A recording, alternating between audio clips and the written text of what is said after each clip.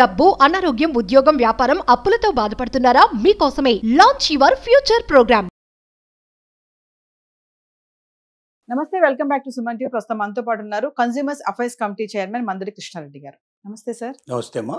Sir, Pahalgam దాడి తర్వాత దేశవ్యాప్తంగా చూసుకుంటే అందరూ కూడా భయాందోళన ఉన్నారు. ఎక్కడ ఎప్పుడు ఏం జరుగుతుంది అనే టెన్షన్ అయితే కనిపిస్తుంది.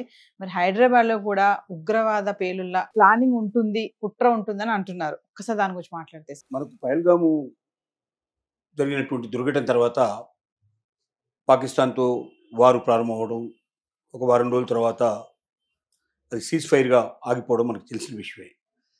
కానీ అక్కడ ఉన్నటువంటి ఉగ్రవాదుల శిబిరాలు మ్యాక్సిమంగా మట్టుబెట్టడం జరిగింది. ఇక్కడ కూడా ఎవరైతే దొంగచాటుగా ప్రవేశించి ఇక్కడ కశ్మీర్ లోపల, మిగతా లోయల లోపల దాక్కున్నటువంటి వాళ్ళ మీద కూడా రోజుకు 2, 3, 4 చొప్పున పట్టుకుంటున్నారు, కాల్ చేస్తున్నారు, లేక పట్టుకుంటున్నారు. రకరకాల పద్ధతుల్లో వాడు తీసుకొస్తున్నారు. అలా పట్టుబడ్డ వాళ్ళ దగ్గర నుంచి సమాచారం లాగితే హైదరాబాద్లో మూలాలు బయటపడ్డాయి. మనకు ఎక్కడ జరిగినా కూడా ఉగ్రవాదానికి సంబంధించినట్టు హైదరాబాద్లో ఏదో రకమైన మూలాలు ఉండటం అనేది మొదటి నుంచి జరుగుతున్న విషయం. అది కారణం ఏంటంటే ఇక్కడ కొంతమంది అసంతృప్తిగా ఉండడం దేశం మీద, ఈ దేశం కన్నా పాకిస్తాన్ ఏదో ఇంకా చాలా గొప్పది, లేకపోతే అది ఏదో ఇస్తుంది అన్నటువంటి భావాలు, భ్రమణలో ఉండేటువంటి వాళ్ళు కొంతమంది ఉన్నారు. అంటే వాళ్ళుగా మొదటి నుంచి ఆ రకమైన పిచ్చిలో బతికేటువంటి వాళ్ళు. అలాంటి వాళ్ళు కొంతమందిని పాకిస్తానీలు ఆశపెట్టి, భ్రమపెట్టి, జిహాదీ అనే పేరుతో, రకరకాల పేరుతో వాళ్ళని ఇక్కడి నుంచి తీసుకెళ్ళడం, అక్కడ వాళ్ళకి అన్ని రకాల శిక్షణ ఇవ్వడం, బాంబులు తయారు చేయడం ఎట్లాగా, పేల్చడం ఎట్లాగా, మీద అన్నింటి విషయంలో మొత్తం పూర్తిగా శిక్షణ ఇచ్చి వాళ్ళని దొంగచాటుగా మళ్ళీ దేశానికి పంపించేసి దేశం లోపల ఈ రకమైన అల్లర్లు సృష్టించాలి. 144 కోట్ల జనాభా ఉన్నటువంటి దేశంలో 10 మందో, 20 మందో, 25 మందో చనిపోయినంత మాత్రం ఈ దేశం ఆగిపోదు. దేశం ఎక్కడ కార్యక్రమాలు ఏవి నిలిచిపోవు, అభివృద్ధి అంతకన్నా ఆగిపోదు. కానీ ఇతర దేశాల దృష్టిలో ఇక్కడ ఎప్పుడు కూడా గొడవలు జరుగుతుంటాయి, ఇక్కడ ఏదో బాంబు ప్రయోగాలు జరుగుతుంటాయి, ఇక్కడికి వెళ్ళడం మంచిది కాదు, ఇక్కడ పెట్టుబడులు పెట్టడం మంచిది కాదు అని ఈ రకంగా చూపించి ఈ దేశాన్ని తక్కువ చేయడానికి, ఈ దేశం అభివృద్ధి కాకుండా చూడడానికి కొన్ని దుష్ట శక్తులు ఎప్పుడు ప్రయత్నం చేస్తూనే ఉంటాయి. దాంట్లో భాగంగా ఇక్కడ హైదరాబాద్లో 2 నేరస్తుల్ని అరెస్ట్ చేయడం జరిగింది, తీవ్రవాదులకు సంబంధించినటువంటి వాళ్ళని. వాళ్ళ ద్వారా కూపిలాగితే తెలిసింది ఏమిటంటే వీళ్ళు ఇక్కడ సిమ్ కార్డుని మొత్తం టోటల్గా తీసుకొని పాకిస్తాన్ లోపల వాటి ద్వారా వాట్సాప్లు చేస్తున్నారనే విషయం బయటపడింది. అంటే బయటపడకుండా ఉండడానికి, అంటే మనం ఇంటర్నేషనల్ సంబంధించినటువంటి విషయాలు చూసినప్పుడు ఎట్లా ఉంటుందంటే ఇండియన్ సిమ్ కార్డు ఉన్నప్పుడు ఇండియాకు సంబంధించింది కానీ భావిస్తారు. ఎక్కడి నుంచి వరల్డ్లో ఎక్కడున్నా కూడా ఇండియన్ సిమ్ కార్డు జరిగిందంటే ఇండియన్స్ అక్కడికి వెళ్ళి ఏదో చేశారని చెప్పచ్చు తప్ప అక్కడ లోకల్గా ఏదైనా జరుగుతుందని తెలియడానికి అవకాశం ఉండదు. దీని ద్వారా నేరస్తులు పట్టుకోవడం కొద్దిగా కష్టమైన పరిస్థితి ఏర్పడుతుంది. కాబట్టి ఇండియన్ సిమ్ కార్డులను తీసుకెళ్లి పాకిస్తాన్లోనూ మిగతా చోట్ల ఉపయోగించి తీవ్రవాద కార్యకలాపాలను బాగా పెంచడానికి వాళ్ళు ప్రయత్నం చేస్తున్నారని వాళ్ళని పట్టుకున్నప్పుడు తెలిసింది. అస్సాము, రాజస్థాను, తెలంగాణ ఈ 3 చోట్ల భారీ పేలుళ్ళకి కుట్ర చేశారు. అది అమలు జరగడానికి ఇంకా కొంత సమయం ఉంది. ఈ లోపుగానే అది బట్టబయలింది. దాని ద్వారా వాళ్ళని పట్టుకున్నారు. వాళ్ళని కూపిలాగితే 950కి పైగా సిమ్ కార్డులు ఇండియా నుంచి భారీ ఎత్తున తీసుకొని పాకిస్తాన్లో మిగతా ప్రదేశాల్లో వాళ్ళు ఈ తీవ్రవాదులంతా కూడా వాడుకుంటున్నారు అని చెప్పి అర్థమైంది. అంటే ఇప్పుడు ఆ సిమ్ కార్డులు ఏమిటి, వాటిని స్టాప్ చేసే ప్రయత్నం మళ్ళీ పడింది. ఎందుకంటే ఏమేమి సిమ్ కార్డులు అక్కడ ఉండే అవకాశాలు ఉన్నాయి, ఎలాంటి సిమ్ కార్డు నుంచి ఇలాంటి వర్తమానాలు వస్తున్నాయి. ఇప్పుడు దాన్ని ఏం చేస్తారంటే దాని మీద పూర్తిగా నిఘా పెడతారు. ఆ నిఘా ద్వారా ఇంటర్నేషనల్ కాల్స్ ఏవైనా మన సిమ్ కార్డు ద్వారా జరుగుతున్నాయి అనేది ఇప్పుడు పట్టుకుంటారు. అది పెద్ద కష్టమైన విషయం కాదు, పట్టుకుంటారు. తర్వాత వాళ్ళు ఆ సిమ్ కార్డుని ముందు స్టాప్ చేసేస్తారు. తర్వాత సిమ్ కార్డులు ఎవరమ్మారో తెలుసుకుంటారు, ఎవరెవరి ద్వారా నుంచి ప్రయాణం చేసి తెలుసుకుంటారు. వాళ్ళందరినీ కుప్పిలాగి బయటికి లాగుతారు. మనకు అదృష్టవశాత్తు ముందుగానే తెలిసింది కాబట్టి భారీ పేలుళ్ల లోపల ప్రాణ నష్టం జరగకుండా, ఇంకోటి జరగకుండా మనం కాపాడుకోగలిగాం.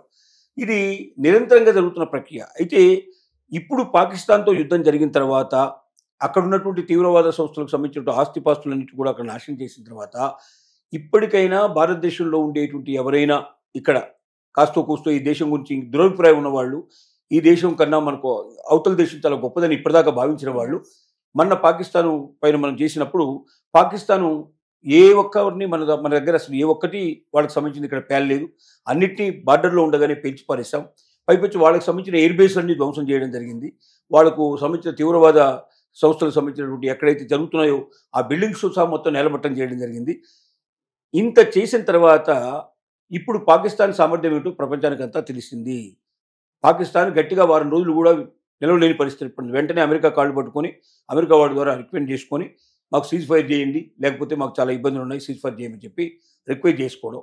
అమెరికా కూడా ఏంటంటే బాంబులు అమ్ముకోవచ్చు అనే ఉద్దేశంతో, ఎందుకంటే వాళ్ళకి IMF లోను కొన్ని కోట్ల రూపాయలు బిలియన్స్ ఆఫ్ రూపీస్ని పాకిస్తాన్కు వచ్చే అవకాశం ఉంది. ఆ డబ్బుతో వాళ్ళకి అన్ని బాంబులు చేసేయచ్చు, ఆ డబ్బంతా వాళ్ళు కాజేయచ్చు అని చెప్పి వాళ్ళు ఆలోచించుకొని మొత్తం మీద సీజ్ ఫైర్ అయింది. దీనివల్ల వీళ్ళు బయటపడ్డారు. కానీ ఎప్పటికైనా ఇది ప్రమాదకరమైంది. ముందు ప్రతి ఇల్లు చెక్ చేయాల్సిన అవసరం ఉంది. హైదరాబాదులో, సికింద్రాబాద్లో, ఓల్డ్ సిటీలో ప్రతి ఇల్లు చెక్ చేయాలి. ప్రతి చోట చెక్ చేసినప్పుడు కొంతమంది పాకిస్తానీలు కూడా ఇక్కడ చాలా కాలం నుంచి ఉంటున్నారు అని కూడా మనకు తెలుస్తుంది. అంటే వాళ్ళది వీసా అయిపోయింది, వాళ్ళు ఎప్పుడూ పాకిస్తాన్కి వెళ్ళిపోవాల్సిన అవసరం ఉంది, కానీ వాళ్ళు ఇంకా ఇక్కడే ఉంటున్నారని అర్థమవుతుంది. ఓల్డ్ సిటీ చాలా క్లిష్టమైన ప్లేస్, మనకు తెలిసిన విషయం. అక్కడ వెళ్ళి లోకల్గా ఏదైనా చెక్ చేద్దామని ప్రయత్నం చేస్తే వెంటనే అక్కడ ఉన్న లీడర్సు, అక్కడ ఉన్నటువంటి మొత్తం గల్లీలో ఉండేటువంటి ప్రతి ఒక్కరు ఎదురు తిరిగి బయటికి పంపిస్తారు. ఈవెన్ ఒక కరెంటు బిల్లు ప్రతి నెల తీసుకుందామని ఎంత అయిందో, మీటర్ ఎంత అయిందో చూడడానికి వెళ్తే కూడా ఆలోచించలేనటువంటి పరిస్థితులు అక్కడ చాలా ఉన్నాయని మనకు తెలుస్తోంది. అంటే ఇంత క్లిష్టమైన పరిస్థితులు ఉన్నాయి. కాబట్టి అక్కడ ఏంటంటే సులభంగా ఎవరైనా దాక్కోవచ్చు, ఎంతకాలమైనా అక్కడ వారు షెల్టర్ తీసుకోవచ్చు, ఇలాంటి పనులు చేయడానికి అవకాశాలు చాలా ఎక్కువ ఉన్నాయి. కాబట్టి మొత్తం టోటల్గా ఒకసారి జల్లెడ పట్టి ప్రతి ఇంటిని చెక్ చేసి అలాంటి వాళ్ళు ఎవరున్నారో బయటకు లాగేస్తే, వాళ్ళు ఈ దేశం లోపల లేకుండా చేస్తే డెఫినెట్గా మనకు ఇంకా కొంత రక్షణ కల్పించే అవకాశం ఉంది. ఎక్కడ మూలాలు ఎక్కడ కనిపించినా ఇట్లాంటి దానికి సంబంధించిన మూలాలు హైదరాబాద్ దొరకడం అనేది మనం సిగ్గుపడాల్సిన విషయం. తీవ్రవాదులు ఉండే ప్లేస్గా మనం గుర్తించబడడం అనేది మనకు సరైన విధానం కాదు ఇది. ఎందుకంటే మొత్తంలో కలిపితే ఒక 2%, 1%, 0.5% అలాంటి వాళ్ళు ఉండొచ్చు. కానీ దానివల్ల 100 మందికి 100 మందికి అదే ఇబ్బంది కలిగేటువంటి పరిస్థితులు ఏర్పడుతున్నాయి. కాబట్టి దాని గురించి జాగ్రత్త పడాలి. ఈ దేశంలో పుట్టావు, ఈ దేశం నీది. ఈ దేశంలో ఏదైనా లోపాలుంటే మనం కూర్చొని సవరించుకుందాం.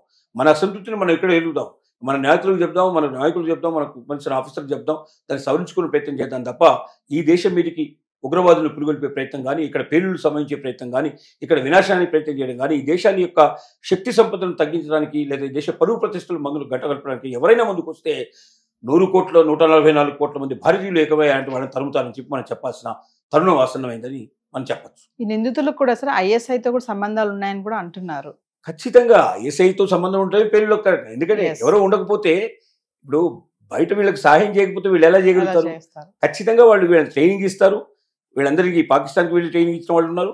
అక్కడ ట్రైనింగ్ అయిపోతుంది. ట్రైనింగ్ అయిన తర్వాత మళ్ళీ ఇక్కడికి వాళ్ళని దొడ్డిదారిన లోపలికి పంపిస్తారు.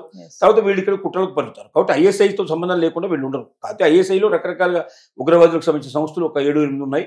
ఆ సంస్థలు ఏదో ఒక సంస్థ అయి ఉండొచ్చు. కాబట్టి ఖచ్చితంగా దానికి సంబంధించిన మూలాలు అక్కడ ఉంటాయి. అంటే వీళ్ళకి ట్రైనింగ్ ఇవ్వడం కానీ, వీళ్ళకి డబ్బు సాయం చేయడం కానీ, వీళ్ళకి ప్రామిసులు చేయడం. అంటే ఒకవేళ నువ్వు ఈ ప్రయత్నంలో నువ్వు పట్టుబడ్డా, నీకు ఒక నీ ప్రాణం పోయినా నీ కుటుంబానికి మొత్తం మేము సాయం చేస్తాం. వాళ్ళు ఎప్పుడు కూడా డబ్బు కోసం బాధపడటం కానీ, లేదా వాళ్ళు బజార్లకు ఎక్కాల్సిన అవసరం లేకుండా వాళ్ళకి కావాల్సిన మొత్తం ఆ బాధ్యతల్ని మేము తీసుకుంటామని వాళ్ళు ప్రమాణం చేస్తారు. ఆ రకంగా వాళ్ళకు ఒక రకమైనటువంటి సాటిస్ఫాక్షన్, మేము పోయినా మా కుటుంబాలు బాగుపడతాయి అనేటువంటి భావంతో వాళ్ళు అందరికీ వెళ్తారు. Thank you.